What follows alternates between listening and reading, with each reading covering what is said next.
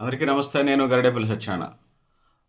ఉమ్మడి నల్గొండ, ఉమ్మడి ఖమ్మం జిల్లా, ఉమ్మడి వరంగల్ జిల్లాకి సంబంధించి పల్లా రాజేశ్వర్ రెడ్డి అక్కడ జనగాంలో ఎమ్మెల్యేగా గెలవటంలో గ్రాడ్యుయేట్ కాన్స్టిట్యున్సీ పట్టభద్రుల నియోజకవర్గానికి సంబంధించి ఎన్నికలొచ్చినాయి. ఈ 3 జిల్లాలు ఉమ్మడి 3 జిల్లాలకు సంబంధించి సుమారుగా 5 పార్లమెంటు సీట్ల పరిధిలో చదువుకున్న గ్రాడ్యుయేట్స్ విద్యావంతులకు సంబంధించి ఎన్నికలు జరగడం జరిగింది. సుమారుగా ఈ ఎన్నికలు కొన్ని పదుల రోజులు క్యాంపెయిన్ జరిగింది.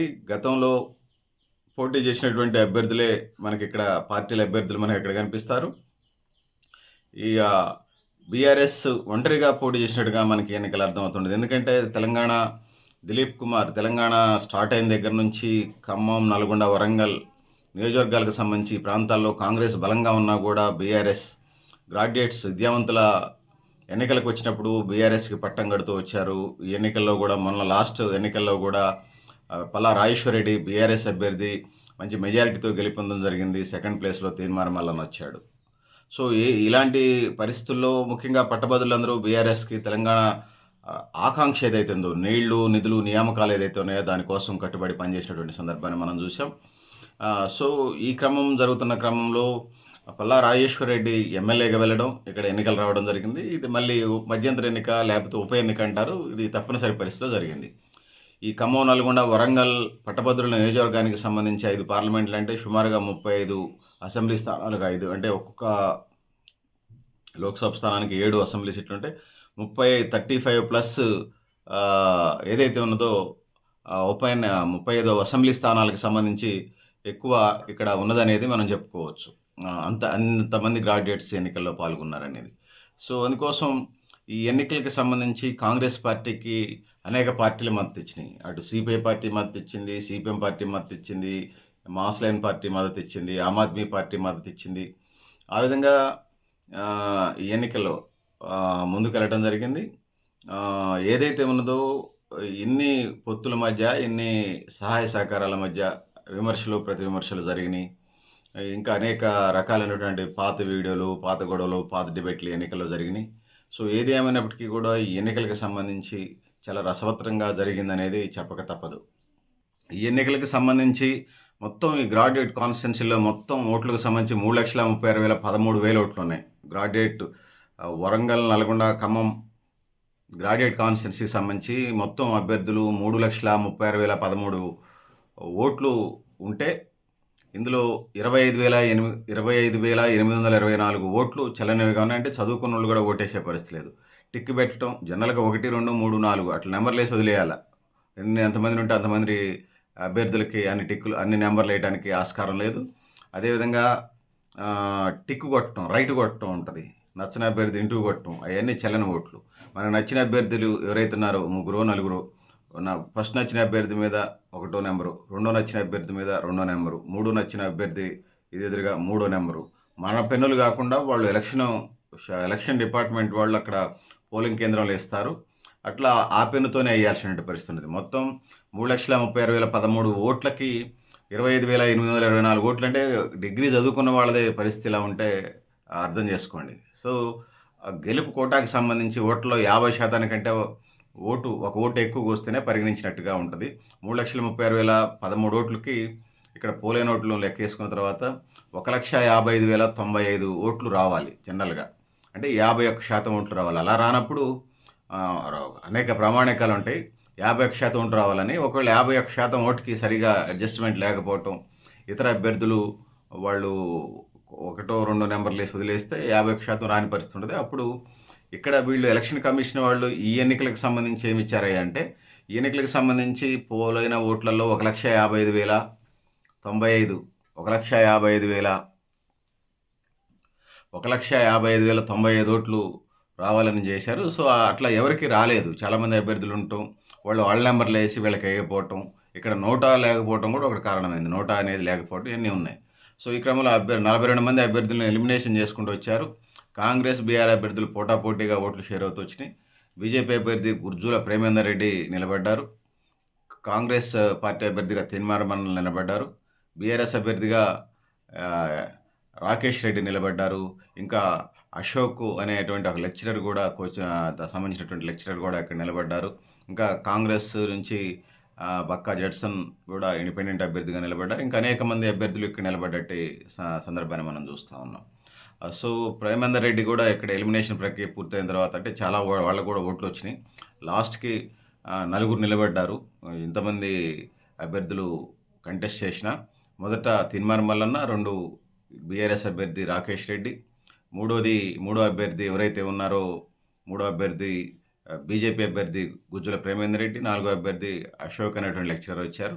సో, ఓవరాల్‌గా 51% ఓట్లు ఆ ప్రాసెస్‌లో రానప్పుడు అక్కడ ఉన్నటువంటి ఎన్నికల నియమ నిబంధనావళి ప్రకారం ఎక్కువ మెజారిటీ వచ్చిన వాళ్ళని అనౌన్స్ చేశారు. సో, కాంగ్రెస్ అభ్యర్థి తీన్మార్ మల్లన్నకి 1,23,709 ఓట్లు వస్తే, బీఆర్ఎస్ అభ్యర్థి సమీప ప్రత్యర్థి రాకేష్ రెడ్డికి 1,04,846 ఓట్లు వచ్చినాయి. మళ్ళీ చెప్తాను, కాంగ్రెస్‌కి 1,23,709 ఓట్లు వస్తే, బీఆర్ఎస్‌కి 1,04,846 ఓట్లు వచ్చినాయి.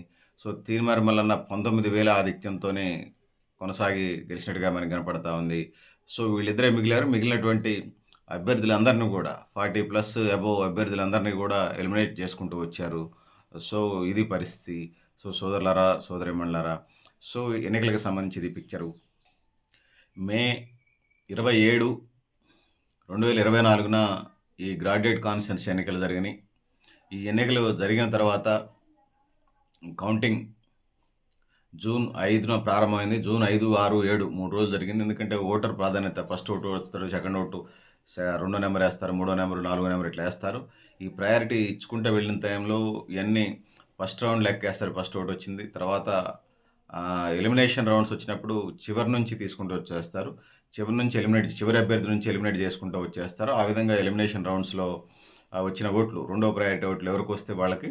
ఇక్కడ బీఆర్ఎస్ ఏదైతుందో బీఆర్ఎస్ అభ్యర్థి అప్పటిదాకా బీజేపీ పార్టీలో అధికార ప్రతినిధిగా ఉండి బీఆర్ఎస్లోకి వచ్చారు కాబట్టి ఆ ఓటర్లు కూడా అతను మంచి వ్యక్తే, బిట్స్ పిలానీలో జాయిన్ అయినటువంటి వ్యక్తి.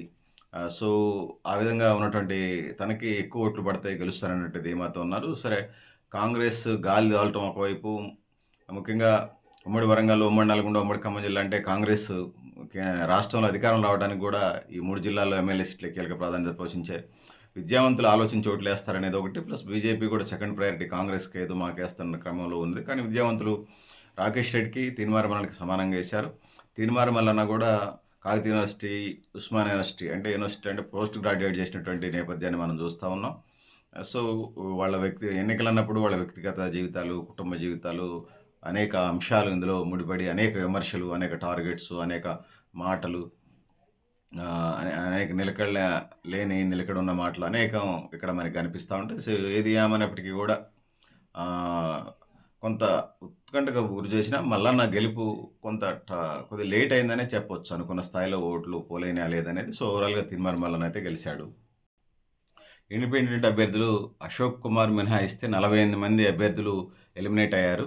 ఈ 48 మంది ఎలిమినేట్ అయితే ఇంకా మిగిలినటువంటి 4 అభ్యర్థులు ఎవరైతే, మొదటి తీన్మార్ మల్లన్న, రెండో అభ్యర్థి బీఆర్ఎస్ అభ్యర్థి అశోక్ రెడ్డి, మూడో అభ్యర్థి గుజ్జుల ప్రేమేందర్ రెడ్డి, నాలుగో అశోక్ అనే వ్యక్తి అయ్యారు. మిగిలిన 48 మంది ఎలిమినేషన్ రౌండ్స్‌లో వెళ్ళిపోయారు. 47 మంది స్వతంత్ర అభ్యర్థులు ఇందులో ఉన్నట్టుగా మనకు అర్థమవుతా ఉంది. 47 ప్లస్ వీళ్ళు ముగ్గురు, మొత్తం 52 మంది ఈ ఎన్నికల్లో పోటీ చేసినట్టుగా మనకు అర్థమవుతా ఉంది. సో, ఇక్కడ తీన్మార్ మల్లన్నకు 1,24,899, 1,24,899 ఓట్లు రాగా, బీఆర్ఎస్ అభ్యర్థి సమీప ప్రత్యర్థి బీఆర్ఎస్ అభ్యర్థి 1,05,524 ఓట్లు వచ్చినాయని చెప్పాం. బీజేపీ అభ్యర్థి గుజ్జుల ప్రేమేందర్ రెడ్డికి 43,956 ఓట్లు వచ్చినాయని చెప్తున్నాం. అదేవిధంగా స్వతంత్ర అభ్యర్థి పాలకూరి అశోక్ కుమార్కి 30,462 ఓట్లు వచ్చిన అశోక్కి 30,461 ఓట్లు వచ్చినాయి అనేది చెప్తా ఉన్నాను. సో, ఆ విధంగా ఉన్నదని స్వతంత్ర అభ్యర్థిలో జడ్సన్, పాల్కూర్ అశోక్ కుమార్తో పాటు బీజేపీ అభ్యర్థి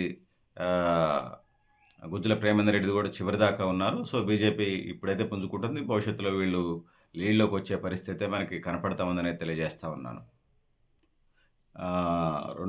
తీన్మార్ మల్లన్న అలియాస్ చింతపండు నవీన్ 2015లో మొదటిసారి కాంగ్రెస్ అభ్యర్థిగా బరిలో నిలిచి ఓటమి పాలయ్యారు. 2021లో స్వతంత్ర అభ్యర్థిగా దిగి బీఆర్ఎస్‌కి బలమైన పోటీ ఇచ్చి చివరిదాకా నిలబడ్డారు. సెకండ్ ప్లేస్ వచ్చింది. మూడో ప్రయత్నంలో ఈ ఉప ఎన్నికలో గెలిచారు. సో, మంత్రి పదవి గూడా వస్తుందని ఒక చర్చ రాష్ట్ర వ్యాప్తంగా జరుగుతుంది.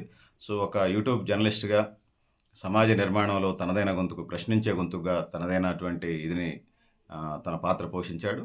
ఆహ్, గ గెలిచిన వాళ్ళకి మళ్ళొకసారి ప్రయత్నం చేసే అవకాశం ఉంటుంది రాజకీయాల్లో. గెలుపోవటం రాజకీయాల్లో సహజమే.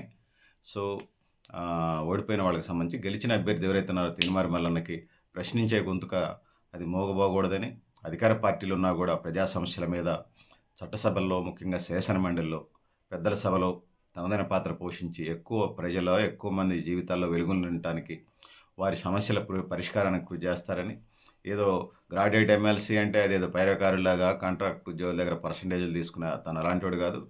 ఆ పర్సెంటేజ్‌లు తీసుకున్నారనేది బయట ఒక నానుడి ఉంది. దాన్ని తీన్మార్ మల్లన్న రూపుమాపుతాడని భావిస్తా ఉన్నాం. ఆ విధంగా చేసి ముఖ్యంగా నిరుద్యోగ యువతకు సంబంధించి గానీ, ఖాళీ పోస్టుల భర్తీకి సంబంధించి గానీ, అదేవిధంగా కాంట్రాక్టు, ఔట్‌సోర్సింగ్ ఉద్యోగుల భద్రతకు సంబంధించి గానీ, రెగ్యులర్ ఉద్యోగులకు సంబంధించి ప్రమోషన్‌లు లేకపోతే ఆళ్ళకి సంబంధించి గానీ, ముఖ్యంగా గ్రామీణ ప్రాంతాల్లో ఉన్నటువంటి నిరుద్యోగ యువతకు సంబంధించి స్కిల్ డెవలప్‌మెంట్ నైపుణ్య ఆహ్, స నైపుణ్యాభివృద్ధి కార్యక్రమాలు చేపట్టి యువకులకి వాళ్ళ స్వయం ఉపాధి మార్గాల వైపు వెళ్ళేటువంటి ప్రణాళికలు, ప్రాజెక్టులు తీసుకొచ్చి, ఆ విధంగా రాష్ట్రాన్ని అభివృద్ధి పొందాలో తనదైన పాత్ర తీన్మార్ మల్లన్న పోషిస్తాడని ప్రశ్నించే గొంతుకగా తీన్మార్ మల్లన్న అందరికీ తెలుసు. ఆ విధంగా ఈ ఈ ఈ ఈ కార్యక్రమంలో తన వంతు పాత్ర తను నిర్వర్తిస్తాడని, ఆ విధంగా ముందుకు పోతాడని తెలియజేసుకుంటూ, సో, మీరు గూడా మీ అభిప్రాయాలను కామెంట్ బాక్స్‌లో రాయండని తెలియజేస్తూ, నేను గరిడేపల్లి సత్యనారాయణ, న్యూ లక్ష్య ఆర్గనైజేషన్. థాంక్ యూ అనండి.